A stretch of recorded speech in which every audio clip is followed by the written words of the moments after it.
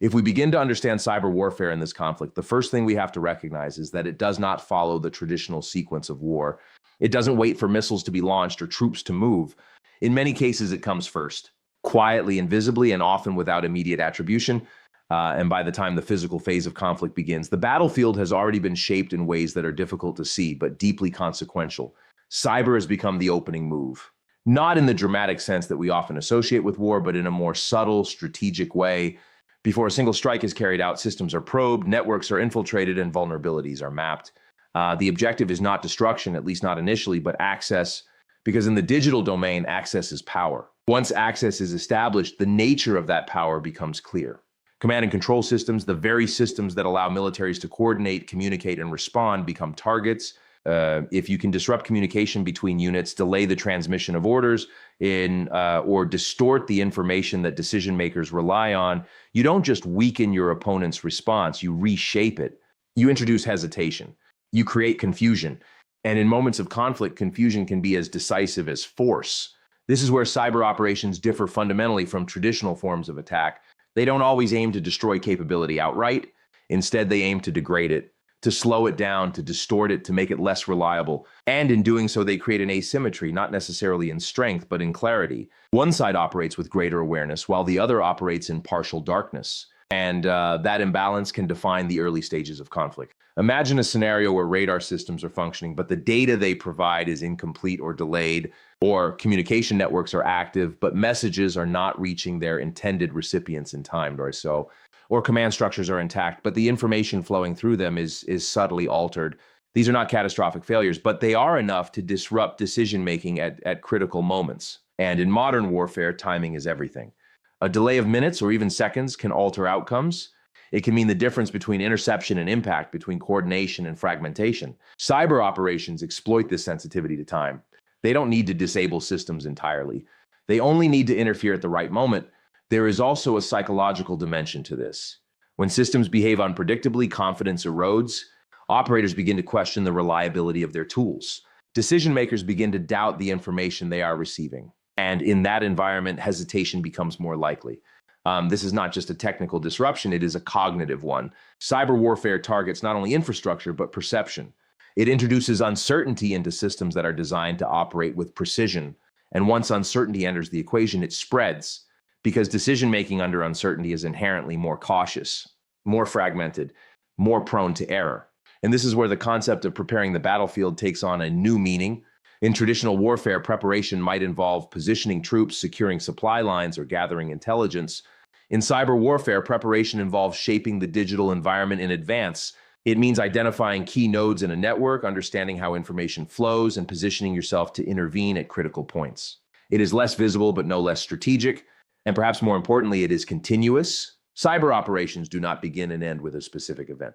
They are ongoing. Systems are constantly being tested, updated, and defended. Vulnerabilities are discovered and exploited in real time. This creates a dynamic environment where the boundary between peace and conflict becomes less clear, because if access is already established before conflict begins, then the distinction between pre-war and wartime becomes blurred, and that raises deeper questions. If cyber operations are shaping outcomes before physical conflict even starts, then where does the war actually begin?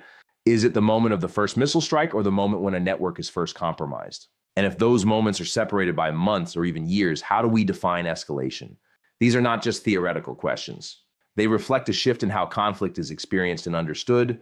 Because cyber warfare operates below the threshold of visibility, it does not always produce immediate tangible effects, but it accumulates influence over time. It creates conditions that can be activated when needed. And when those conditions are triggered, the effects can be rapid and far-reaching. There is also an important issue of attribution. In the digital domain, it is often difficult to determine with certainty who is responsible for a given action. This ambiguity can delay response, complicate escalation, and create space for deniability. But it also introduces risk, because misattribution or delayed attribution can lead to miscalculation. And in a high-stakes environment, miscalculation can escalate quickly. So what we are seeing is not just a new tool of warfare, but a new layer of strategy. One that operates in parallel with physical operations, but also precedes them. One that shapes the conditions under which decisions are made rather than just the outcomes of those decisions. And in that sense, cyber warfare is not just about disruption.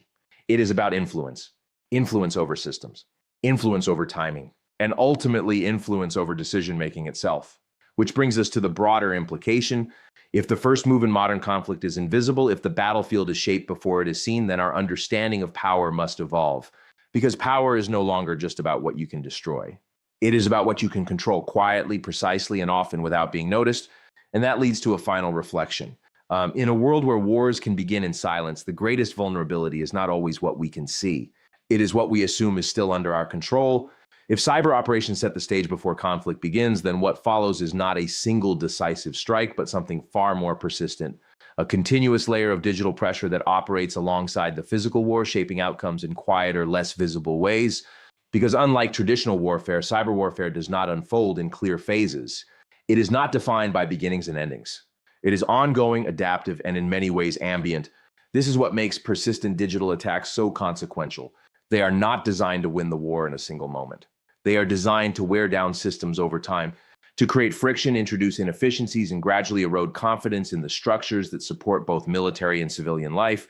And they do this through a wide range of methods: espionage, malware, phishing, ransomware, data manipulation, each serving a slightly different purpose, but all contributing to a broader strategic objective. Let's start with espionage. At its core, cyber espionage is about information, gaining access to sensitive communication, strategic plans, operational data. In a conflict environment, this can provide a significant advantage. Knowing how an opponent is thinking, what they are planning, where they are vulnerable, these insights shape decision-making in real time. But espionage in the digital age is not just about gathering information. It is also about positioning. Once access is established, it can be maintained. Systems can be monitored continuously, and that presence can be leveraged when needed. It creates a kind of latent capability, one that may not be visible, but is always there, waiting to be activated. So then there is malware. Unlike espionage, which is often passive, malware introduces active disruption. It can slow down systems, corrupt data, disable functions, or in some cases, erase information entirely. And the key here is not just the scale of the damage, but its timing. A well-timed disruption targeting a financial system, a communication network, or a piece of critical infrastructure can have outsized effects. It can delay responses, create confusion, and amplify the impact of other operations happening simultaneously. But what makes these attacks particularly effective is their persistence. They are not one-off events. They are repeated, adjusted, refined. Attackers learn from each attempt, identify weaknesses, and adapt their methods. And over time, this creates a kind of cumulative pressure. It is not always dramatic. Often it is subtle. Systems become slightly less efficient. Networks experience occasional disruptions. Data becomes less reliable. Individually, these effects may seem manageable, but collectively they begin to strain the system. And this strain has both technical and psychological consequences. But from a technical perspective, resources are diverted toward defense. Systems must be patched, monitored, and reinforced. Personnel must be trained, alerts must be managed, and responses must be coordinated. This consumes time, energy, and attention. From a psychological perspective, something more complex happens. Uncertainty increases. When attacks are persistent, when they occur across different sectors, government, finance, healthcare, infrastructure, they create a sense that the system is under constant pressure, that vulnerabilities are not isolated but widespread, and this perception influences behavior. Organizations become more cautious. Decisions are delayed. Trust in digital systems begins to erode. And this erosion of trust is perhaps one of the most significant outcomes of persistent cyber operations. Because modern societies rely heavily on digital infrastructure. Financial transactions, communication, logistics, healthcare, all of these depend on systems that are expected to function reliably. When that reliability is questioned, the effects ripple outward. People begin to ask different questions. Is the data accurate? Is the system secure? Can we rely on this network in a moment of crisis? These are not just technical concerns. They are foundational to how systems operate. And when those foundations are shaken, even slightly, the impact can be disproportionate. There is also a strategic element to targeting civilian infrastructure. Unlike traditional military targets, civilian systems are deeply interconnected with daily life. Disrupting them does not just affect operations, it affects perception. It creates visible consequences that extend beyond the battlefield. And in doing so, it can generate pressure not just on institutions, but on society as a whole. This is where cyber warfare begins to blur traditional boundaries. The distinction between military and civilian targets becomes less clear. The effects of conflict extend into everyday life, and the experience of war becomes more diffuse, less about singular events and more about ongoing disruption.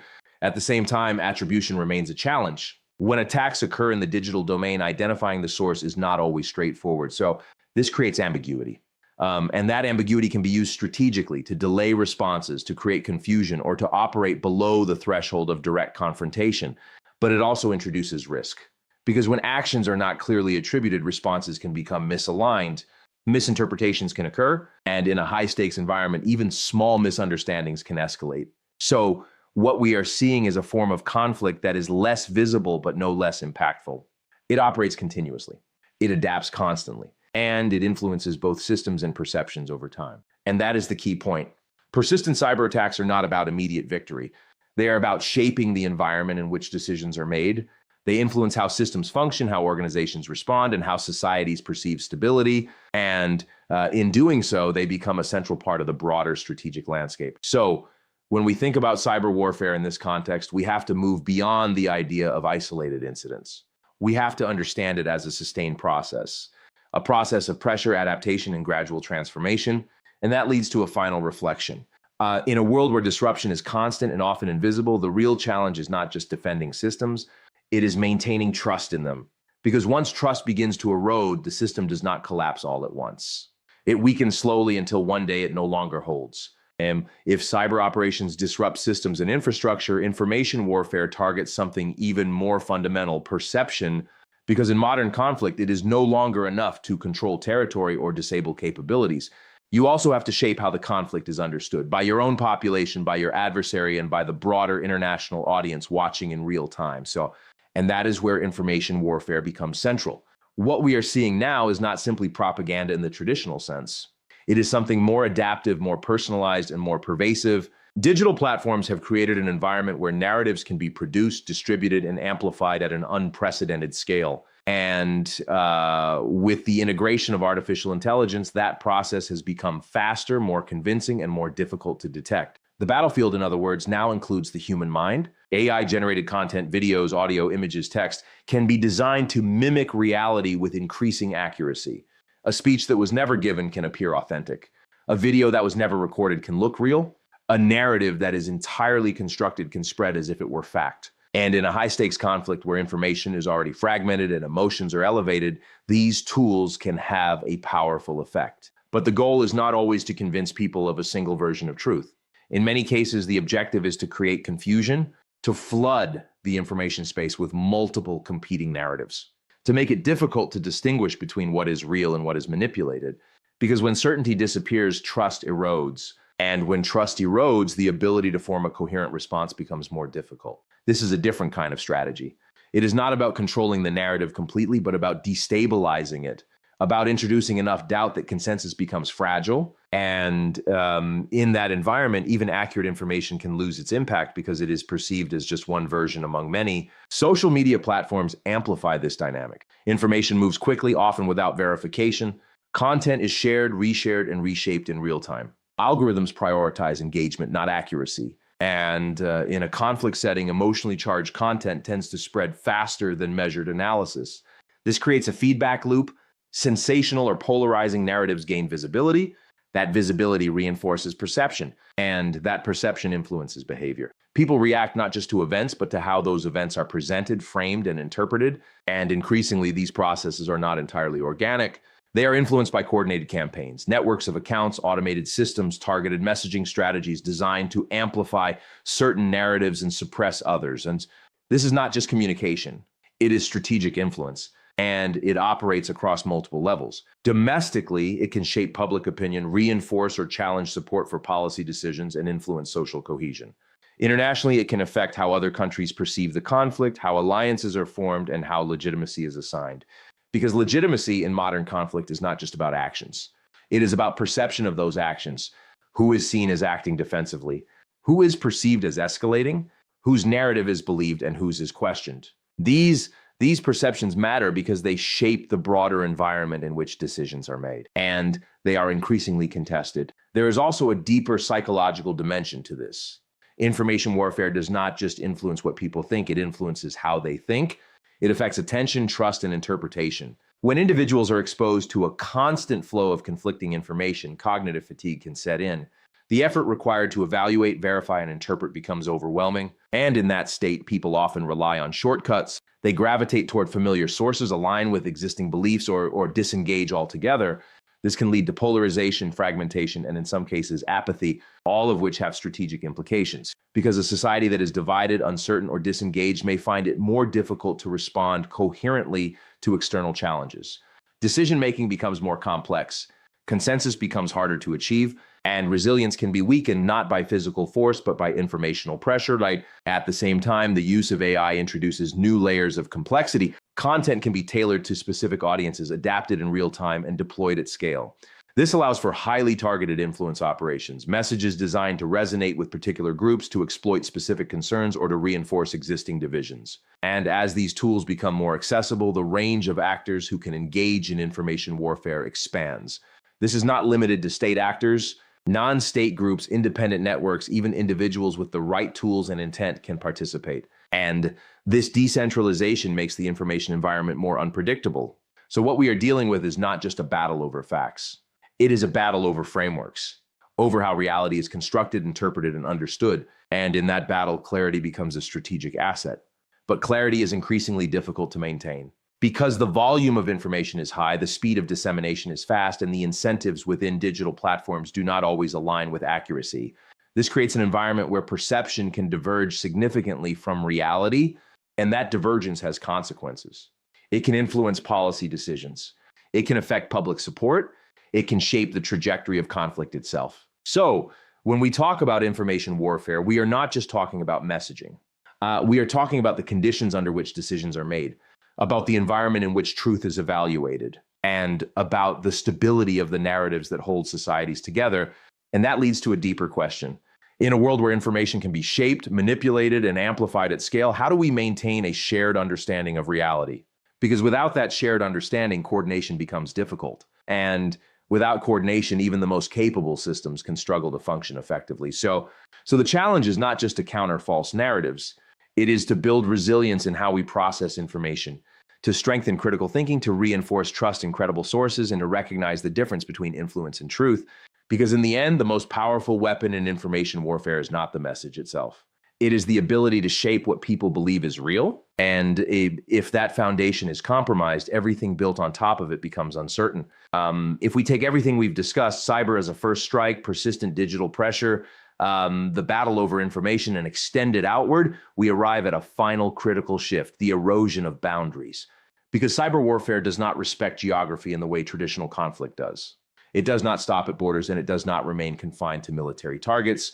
It moves through networks, across systems, and into spaces that were once considered separate from the battlefield. This is where the idea of war itself begins to change. In a conventional sense, war has limits.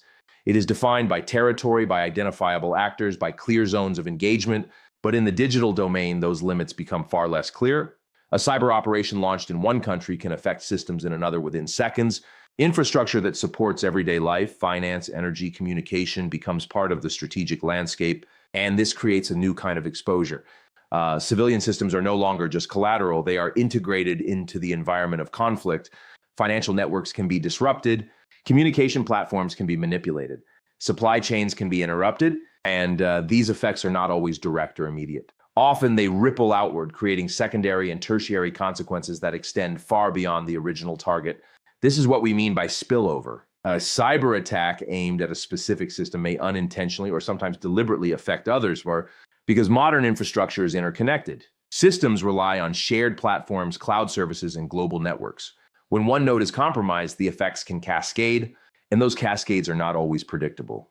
A disruption in one sector can affect another. A delay in one system can create bottlenecks elsewhere. And because these systems operate at scale, even small disruptions can have amplified effects. This introduces a level of complexity that traditional models of conflict are not designed to handle. Because in this environment, it is not just the immediate target that matters. It is the network around it. And that network often extends across borders. So, a cyber operation in one region can have economic implications in another. A disruption in a financial system can affect markets globally. A compromise in a communication platform can influence information flows across multiple countries. This is what makes cyber warfare inherently global. Even when the conflict itself is localized, the effects are not. And this raises important strategic questions. If an attack affects systems beyond the intended target, how should those effects be interpreted? If third-party countries experience disruption, are they now part of the conflict? And if so, how do they respond? These are not easy questions to answer because the traditional frameworks for conflict, alliances, deterrence, escalation are based on clearer lines of engagement. Cyber warfare blurs those lines. It creates situations where involvement is indirect, where impact is distributed, and where responsibility is not always clearly defined. There is also a deeper societal dimension to this. When civilian systems are affected, the experience of conflict changes. It is no longer something that happens at a distance. It becomes embedded in daily life. Banking systems slow down. Communication networks become unreliable. Access to services is disrupted. And over time, this can alter how people perceive stability, because stability in a modern society is closely tied to the reliability of systems. When those systems function smoothly, they fade into the background. But when they are disrupted, even briefly, their importance becomes immediately visible, and repeated disruptions can have a cumulative effect. They can create a sense of vulnerability, not just to a specific threat, but to the system as a whole. And that perception can influence behavior. It can affect economic decisions, social dynamics, and even political attitudes. So cyber warfare does more than disrupt infrastructure. It reshapes the relationship between individuals and the systems they depend on. And this is where the philosophical dimension becomes particularly significant. We are moving into a world where the boundaries between war and peace are less distinct, where conflict can exist at a low level continuously without a formal declaration, where the effects of conflict are distributed across society rather than concentrated in specific areas. And in that world, the concept of frontline becomes less meaningful because the frontline is everywhere. It is in financial systems, in communication networks, in digital platforms that connect people across the globe. And this creates a new kind of strategic environment, one where resilience is not just a military concern, but a societal one, where the ability to absorb disruption, adapt to uncertainty, and maintain function becomes central to stability. But resilience is not automatic. It requires preparation, coordination, and trust. It requires systems that are robust, but also flexible. And it requires an understanding that disruptions are not exceptions. They are part of the environment. So this is a difficult shift, because it challenges the way we think about security. Security is no longer just about preventing attacks. It is about managing their effects. And that requires a different mindset, one that acknowledges interconnectedness, one that anticipates spillover, and one that prioritizes continuity in the face of disruption. So when we talk about cyber warfare in this context, we are not just talking about a new domain of conflict. We are talking about a transformation in how conflict is experienced, how it spreads, and how it is contained. And that transformation has implications that extend far beyond any single war, because it reflects a broader reality that in an interconnected world, no system exists in isolation and no conflict remains contained, which leads to a final reflection. If the boundaries of war are dissolving, then the responsibility to manage its consequences becomes more widely shared, not just among governments or militaries, but across societies. Because in a networked world, vulnerability is collective, and so is resilience. And the real question is not whether disruption will occur. It is whether we are prepared to live in a world where it never fully stops and still find a way to remain stable, connected, and in control.